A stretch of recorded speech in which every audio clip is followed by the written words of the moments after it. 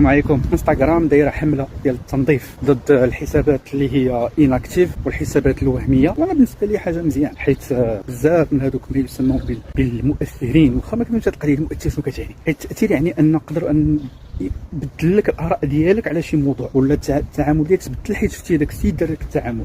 اوك هذا المؤثر حيت عنده ان نومبر، شي لعيبه كاي فولورز، ماشي تاثير بالنسبه لي انا، بعدا ماشي تاثير، حيت بزاف من هادو اغلبيتهم شارين لي فولور، عنده 200,000 300,000 400,000 فيهم حتى 100,000 صحاح. مزيان باش كل واحد يبان على حقيقه. الحمد لله عندي 600 وشي حاجه، كان عندي الكونت القديم كنت 20,000 حيدتهم بيدي، حيت شي 16,000 غير بيدي هكا باش دي كونت اناكتيف ديك اللعيبه ديال لا فيريفيكاسيون دي كونت. ولكن دابا ترونكيل 600 غادي داكشي كيطلع بشويه بشويه، شي كلين نقي حقيقي. الحمد لله ومرحبا بالجميع كاع الناس كيلتحقوا بينا، وهذا ما كان، ما انا ما عندي مناش نخاف. مرحبا، بغاو يديروا شي كلينين يديروا، اصلا عندي كلشي حقيقي الحمد لله.